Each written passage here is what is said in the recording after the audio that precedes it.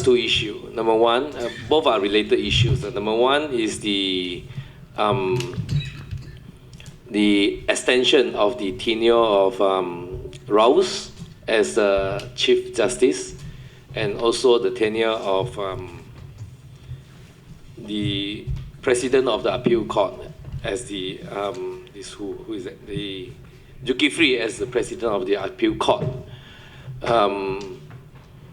Beyond their retirement age of 66 years old plus 6 months. And the second on the agenda would be the proposed, we are proposing, suggesting that the Richard Melanjong, Tan Sri Richard Melanjong, be appointed as the Chief Justice. I would like to seek all your views on this issue. In fact, for today's round table, I've issued, myself and Stephen, we have issued a letter of invitation to MPs, specifically to MPs from Sabah and Sarawak. These are issues which touch on the equal partner spirits of the Malaysia Agreement 1963. So far, until today, there has not been a judge from the Borneo state appointed as the Chief Justice of Malaysia. And given that the Tan Sri Richard Melanjong is currently the most senior federal court judge. He was there he was appointed as a federal court judge in 2006. And he is even more senior than Rouse. All right, and Rouse have already bypassed him once, and now with the extension to his tenure, it will be further a second bypass. So I will seek your opinion on that, on this issue. And without further ado, may I invite, let's start from Stephen. Yeah. Yeah, I think this one, Jendan was already mentioned very clearly. This forum what is about. We're going to discuss. Here, we wish to highlight certain things is that we have been sending out invitation to all the MP of Sabah and Sarawak, particularly talking about that Richard Melanjong is also most qualified, and also he is from our Borneo, But we are very disappointed that we didn't see any of the MP from the both Sabah and Sarawak turn up. Even I can see that it's not only that we want him to be our Chief Justice. If I still remember, last year during the AMCO convention, they're having one resolution is that they want Richard Melanjong to be the Chief Justice also. And then that resolution is adopted unanimously. But today, I think we can't see any of them to turn up here for this important discussion. We feel really disappointed.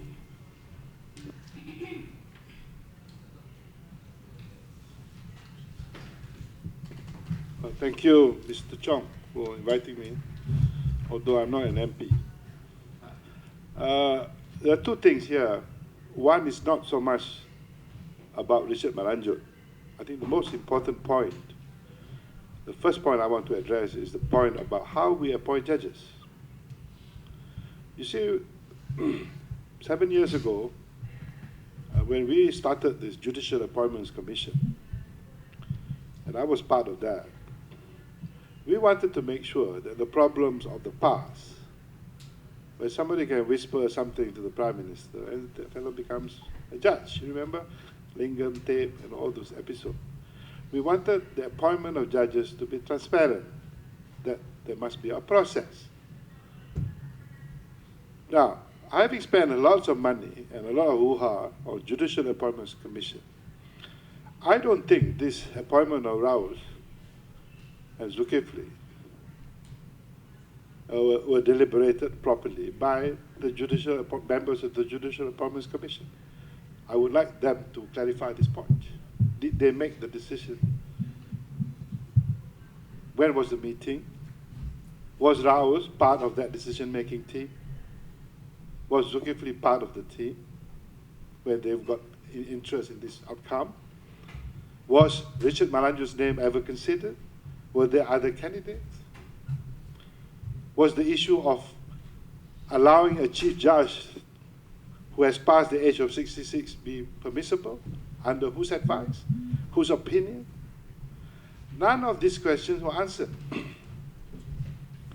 Suddenly, we got this news that both of them become chief judges. So, what I'm trying to say is, we have gone back to the old ways. So, for all you know, the Prime Minister must have said, I want Raus. And probably that's what happened. But until somebody explains the process, according to the law that we have, I think we've gone back to the old ways. We are wasting a lot of time. So that's the first point. We should follow the process. We should have deliberated on all the legal issues. We should have used the commission as a proper venue to appoint someone, and the reasons for that. At the moment, it's all very quiet. All very quiet. Now, as for Richard Malanjur, I've written a piece on that. I think he's a very senior judge. He should have been considered. That's all I'm saying. So my question, did you consider his position? And I'm amazed that Sabah and Sarawak, who always thumb their chest, want to be partners in this country, partners of this agreement. You cannot be partners if you're scared. You must fight for what is fair. A chief judge of Borneo, which is Richard Malanjur, is number 4 in the hierarchy. Do you know that? The Chief Justice is number 1. The President of the Court of Appeal is number 2. The Chief Judge of Malaya number 3. So you, who are the safe deposit box for BN, number 4 for the last 50 years. Don't you think that is a matter, not just for DAP, this is a matter for all Malaysians to consider. So a Chief Judge of Sabah Sarawak, who is number 4 in the ranking, will perpetually be number 4 in our country. So I think these are important issues. I think it is an issue which all MPs must look at again if we want to keep the spirit of the purpose of our Judicial Appointments Commission. If we want to keep the spirit of Malaysia as a combination or a partnership of states where Sabah Sarawak will have a proper and rightful say in all matters. And mind you, a Chief Justice is a very important position. It is not Chairman of Ketua Kampung. It is something we all must know how it works, how the appointment is done. So I think that's all I want to say for the moment. Thank you very much. Thank you. Who wants to say something? Ovi Kula, Senior Counsel.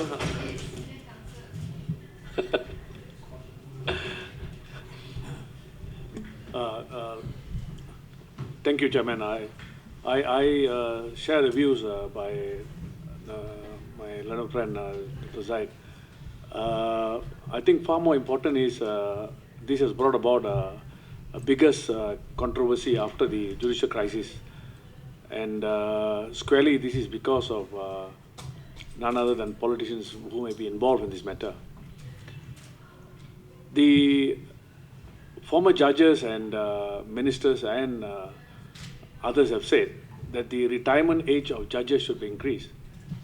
I feel that by appointing Raus, they have overcome this. They don't have to come to Parliament to amend the law. They have circumvented it by appointing him for 3 years, and it doesn't stop them from appointing for another 3 years or such other time until he goes on. And what is the purpose of Parliament being there? There is specific provision that a judge retires at a certain age. And if you want to keep them for reasons best known, then you must come to Parliament to amend it. But that amendment was circumvented by doing this. And I've said this before. This is the only country in the world, or some of the other backward countries, where judges retire, the most senior judges in this country, they get appointed as CEOs, they get big contracts. Whereas in almost other Commonwealth countries, when senior judges retire, they sit and write books, write opinions, they develop the law. But that is not the primary work what the judges are doing in this country. And I think we have to go back now, and the openness on the Judicial Commission must come into being. Otherwise, it doesn't make sense why that particular commission was ever set up. Thank you. Anyone? Saudara Tan? Jelas? I've asked a few friends of the legal fraternity, although they are West Malaysian lawyers, but they have very high regards and favorable impression on this Tan Sri Richard. And of course, they raised the same question as asked by Dato' Said. Thank you.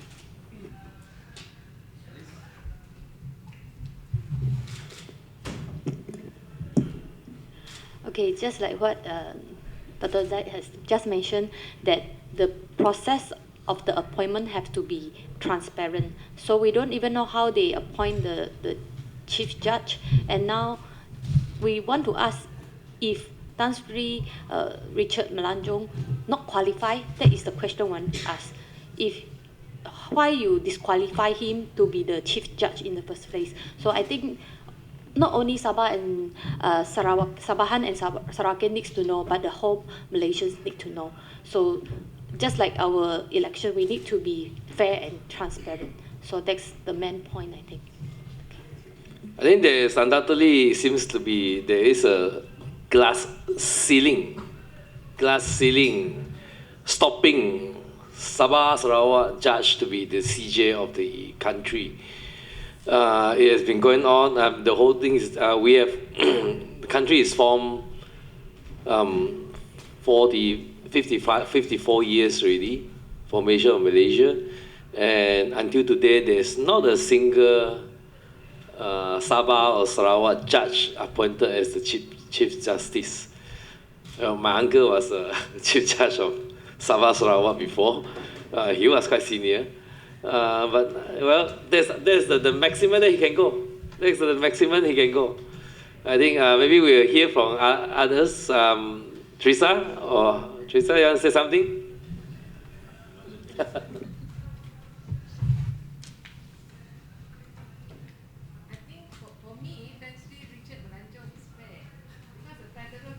Upheld my court of appeal decision. The way he make decision, for me, it was the first time I met him. I think it was quite sharp and what do you call that?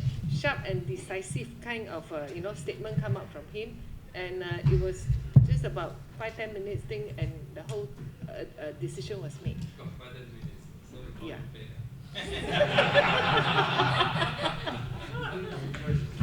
I'm very impressed with him. Saying that he is clean, unbiased, and also fair. I think the main question is still why not Sarawak or Sabah Malaysian to be appointed CJ for so many years.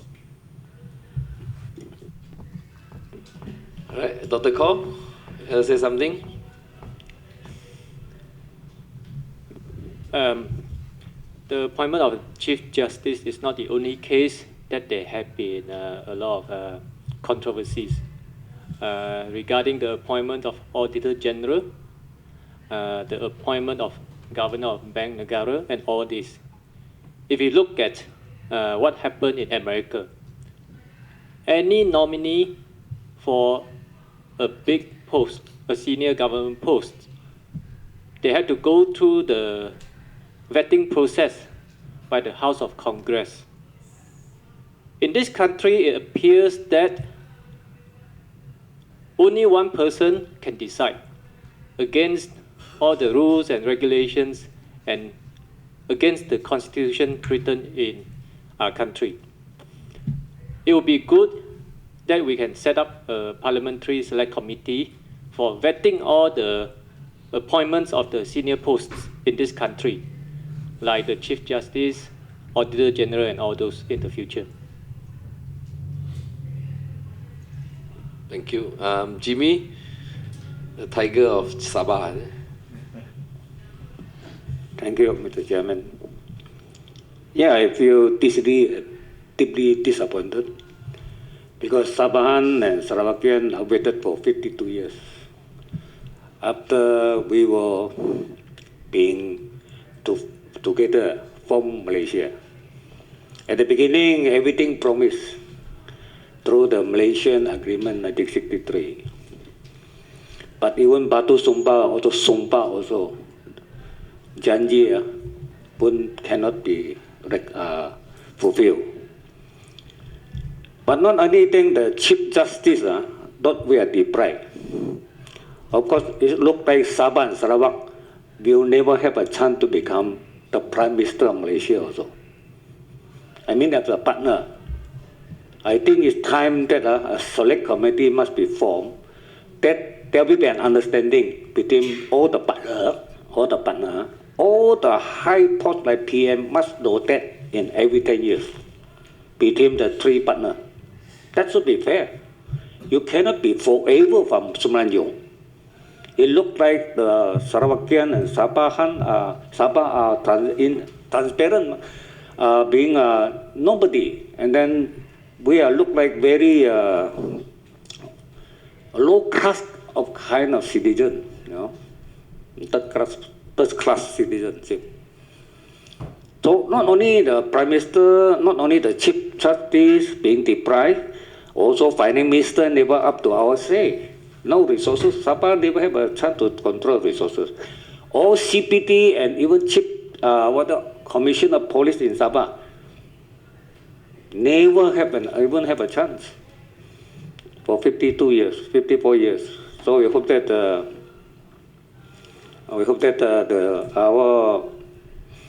apart from that, I think we need, if the federal government not taking hit, our particular Prime Minister, I think we have to start what you call a signature campaign in East Malaysia. All the citizens must sign a petition. Yeah, including all the local parties, get them to involve. If they don't involve, they are not sincere about autonomy. We should have a chance to be the Chief Justice at this moment. Not only that, by extending the present Chief Justice, you have deprived not only the Tan Sri Richard Malanjun term, also others. All the judges are not fair. Not only not fair to him, but not fair to all the senior judges. They have a chance. Yeah. So this is my point of view. Yeah. Mr. YB Sim, anything to add? YB Raja?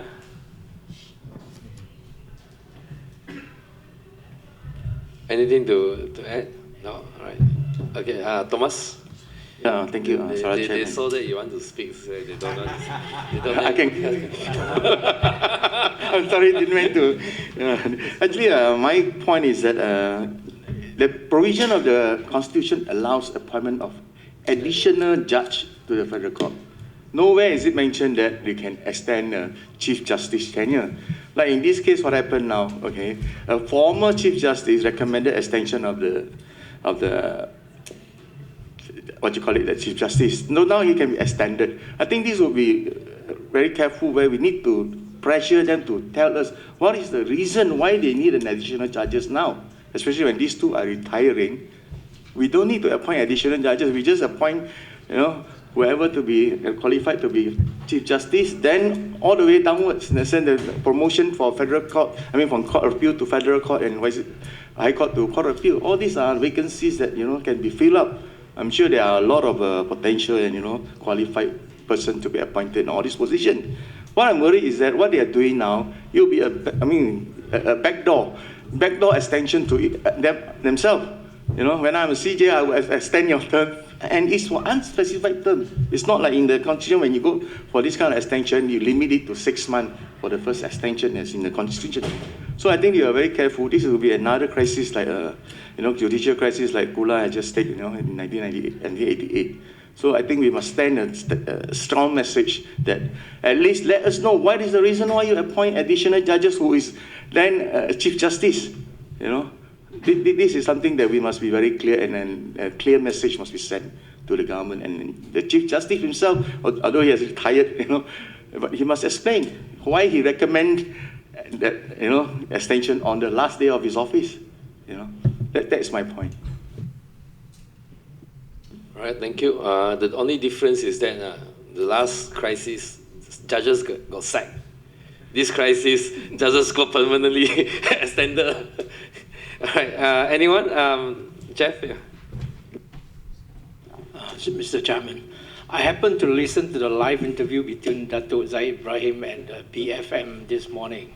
I think there was one very interesting question posed by the radio journalist asking that, is Malanjun, in those kind of words, that are the politicians empowered to appoint or to recommend the appointment of Malanjun as the CJ just because some politicians wanted it. Of course, Dato' Zahid had his explanation and answered that question. But I think we need to be very careful that this issue about the Malanjun and also the illegal extension, unconstitutional extension of retired judges is being politicized as such that it has become partisan. I think that's very important. But the second thing is that I think right now we still have the right institutions and machinery to deal with this case. Number one is the Judicial Appointment Commission. I think we need to revisit in a very high-profile manner that this commission was instituted after so many rounds of consultations and negotiations, and then the tenets of this constitution must be re-emphasized, and we need to see to it that all the provisions under the institution of this commission is followed through. That's number one. Number two is that I think in our kind of Westminster democracy, this model allows the independence of the three pillars of democracy itself. And I think the appointments of judges, being members of the judiciary, should not be dictated by the executive. And I think this has not been highlighted to the utmost yet. I think we should assert the provisions under these two institutions and then to move it through so that we are saved the torment of having been labeled as politicians showing favoritism over certain candidates. Thanks. Andrew? I think the sentiment of the Sabahan in Sarawak have not been taken care of, especially during these days where I believe many of you have seen the banner where they were pulling around during the Sarawak days on the 22nd of July, where they say Sarawak keluar dari Malaysia. And it caught many West Malaysians by surprise. They say how they dare to pull the banner and that they want to sokong Sarawak keluar dari Malaysia. The untransparent of the appointment of the Chief Justice that lead even further to the unsatisfactory of Sabahang and Sarawakian because of the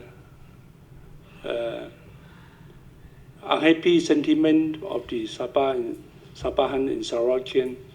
I think this will create further problem, especially among the feeling of these East Malaysian, because they feel that they have not been taken care of.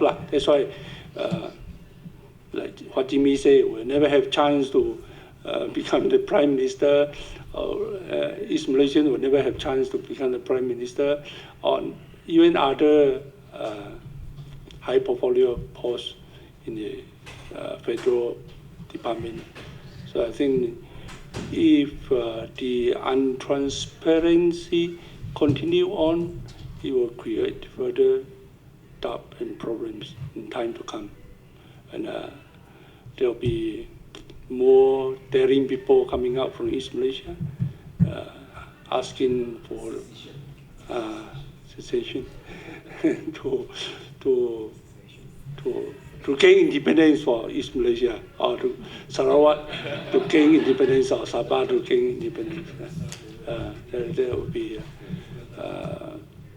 that is what we can foresee, and looks like the Sarawak government, or maybe not Sabah, the Sarawak government just close one eye and let these people do whatever they want to do.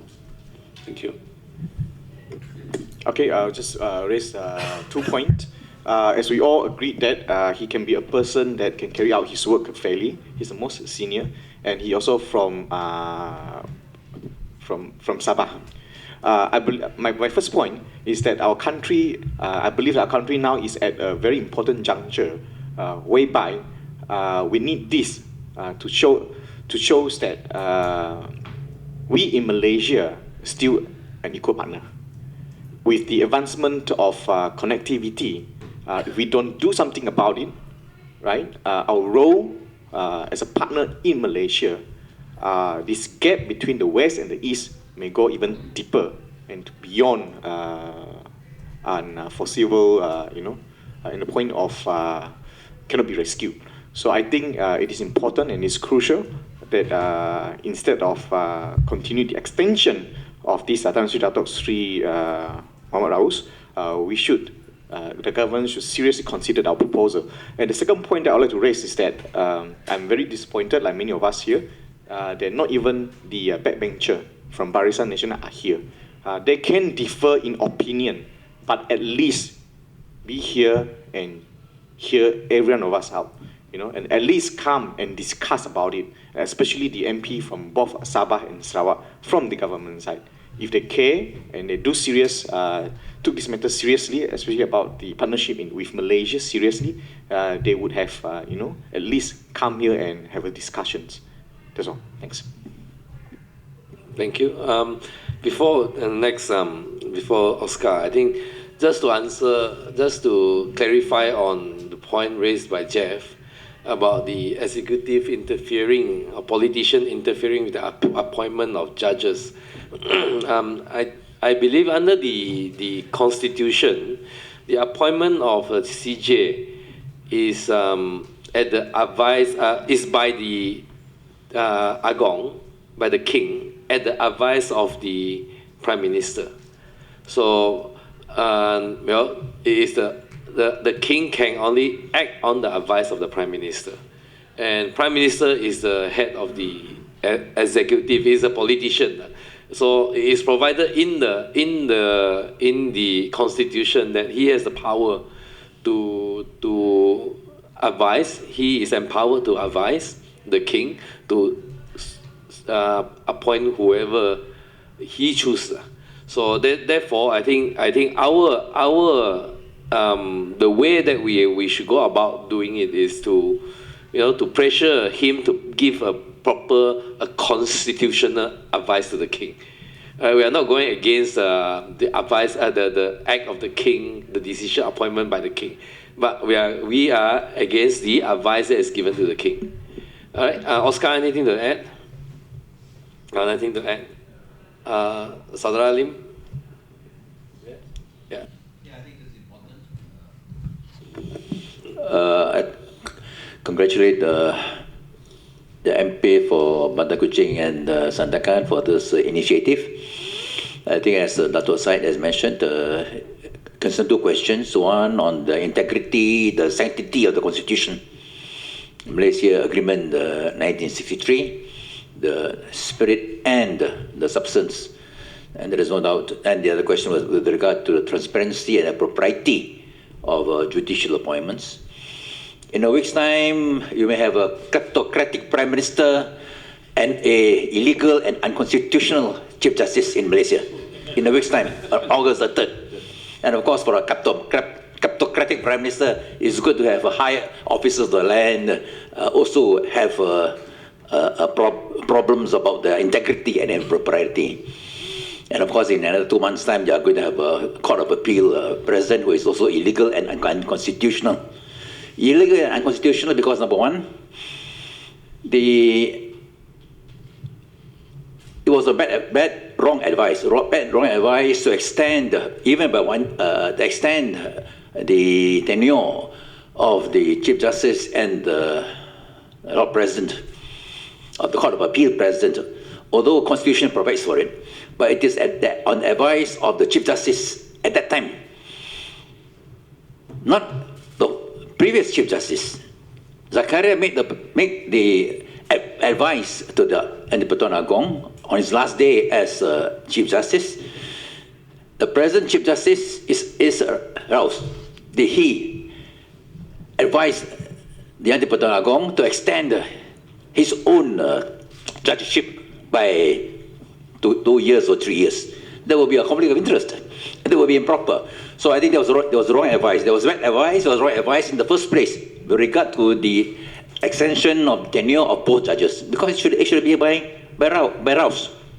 Secondly, the Prime Minister also gave wrong and bad unconstitutional advice to the Antipaton Agong.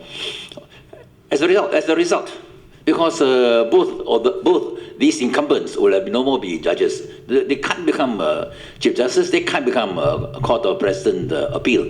So I think on one ground, the sanctity and the integrity of the Constitution is to be violated. Secondly, on question, of course, is Malaysia Agreement in 1963. The Sabah and Sarawak as fully part of Malaysia instead of as stepchildren. There's no doubt that is another example that Sabah and Sarawak be regarded as stepchildren, and Peninsular Malaysia as a big brother. Not only you have UMNO, a big brother, and the Barisan Nasional, you have a big brother in other aspects. So I think this is a bad, wrong advice. And finally, I think I want to express grave disappointment that the Barisan MPs and Barisan ministers from Sabah and Sarawak are not here. It shows that they cannot be trusted. They cannot be trusted, cannot be depended upon. Already Sabah and Sarawak expect their MPs to uphold the Constitution because of the 355, RUU 355, which is against the whole spirit of the Constitution, supported by UMNO, and Sabah and Sarawak is supposed to take a stand. If on this issue, the MPs, the Barisan MPs from Sabah and Sarawak cannot also be trusted and depended upon, how can anybody trust them to take a clear and constitutional stand on whether on RUU 355 to shoot down the Hadi's bill or other aspects of the integrity and the basic interests of Sabah and Sarawak as an integral part of Malaysia. I think on these points, whatever it is, I think a strong stand must be taken. Thank you, Saudara Lim. Yeah, from Warisan, come. From Sabah. We are talking about the Sabah Chief Judge. Yes, thank you. Yeah. Apologies for being late. I had an no early worries, appointment. no worries. Everybody has spoken his piece. We are waiting to hear from you. I guess whatever I'm speaking is more or less whatever you all have spoken. Just to add, if it's repetitive, I'm sorry. Our position in Warisan is the same, that the Chief Judge of Sabah and Sarawak, Tan Sri Richard Melanjun, is the senior most non-retired serving judge in the bench. Yep.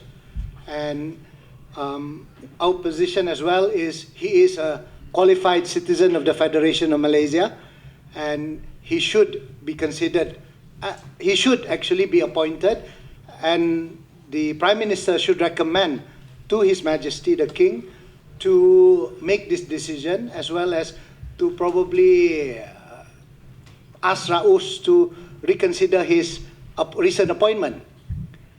The position we take is it was unconstitutional and the King must make it right. Not because Richard Melanjun is a Sabahan, I've said this to you earlier, YB Chong, not because he is a Sabahan or Borneo person, but he is the most qualified of all the current non-retired serving judge in the bench. I think the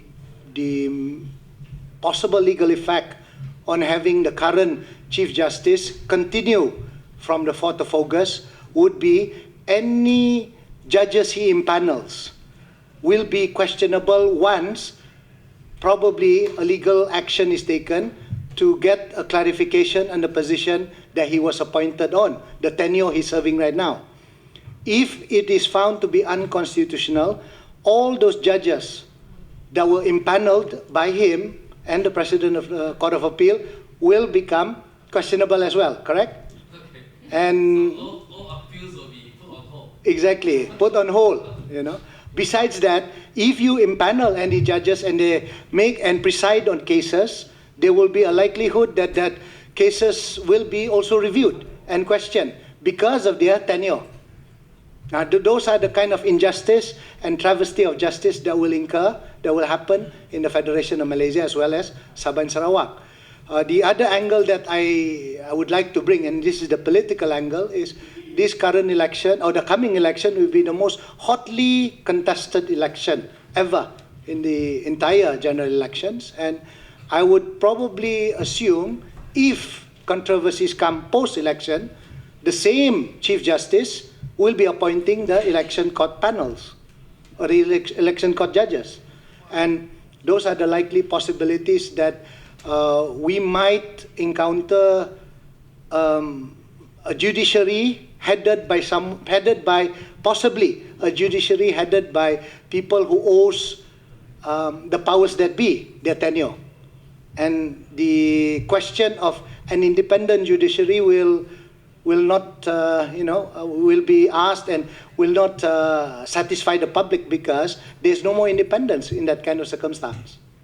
So I, as a Member of Parliament from Sabah, support this motion or this panel that you have, or this, what do you call this? This round table discussion. It's not really round, but it's an oval roundish discussion, and support it because we feel that there is a very design ignorance of the Constitution as well as the judicial appointments, the acts which governs the judicial appointment. And I think the Prime Minister must advise the King and or the King himself must now act to defend the Constitution, where he will have to uphold what the public wants. I think he should listen to the people. When there is travesty of justice, when there are unconstitutional act, it is probably the conscience that will take over any person. Anyway, thank you very much for the invitation. I apologize again for being late, and thank you. Bye-bye. I think it's quite clear here, but I prepared a joint statement, passed it to all of you have a look, whether we can take a position to agree on the joint statement. I'll just read it out. All right, there's 6 points. The extension of the tenure of Tan Sri Dato Sri Muhammad Raus bin Sharif as the Chief Justice and the tenure of Tan Sri Dato Sri Zulkifli bin Ahmad Makinuddin as the President of the Court of Appeal beyond their respective age of 66 years and 6 months is unconstitutional.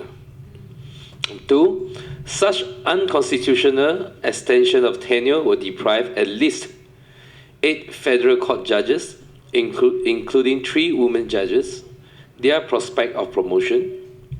Amongst those deprived of the prospect of promotion is the Chief Judge of Sabah Sarawak, Tan Sri Dato Sri Panglima Richard Melanjong, who is currently the most senior federal court judge, even more senior than Tan Sri Muhammad Raus bin Sharif.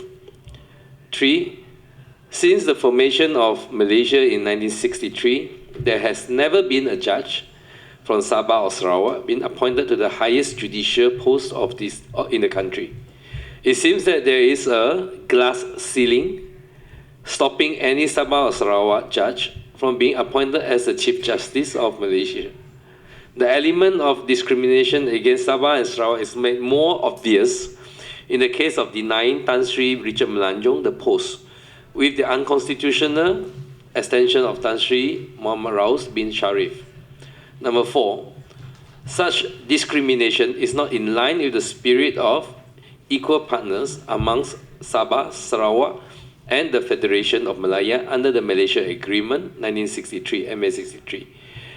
At this juncture, when we are about to celebrate the 54th year of the Malaysia Day on 16 September 2017, it will serve as a meaningful reminder to all about the long-ignored equal partners spirit under the MA 63 if a Sabahan judge were to be appointed as the Chief Justice, especially given that Tan Sri Richard Melanjong is currently the most senior federal court judge. Number 5, the Prime Minister's advice to the Yang di-Pertuan Agong to extend the tenures of Tan Sri Muhammad Raus bin Sharif and Tan Sri Zulkifli bin Ahmad Makinuddin is not only unconstitutional, but also in breach of the spirit of MA 63.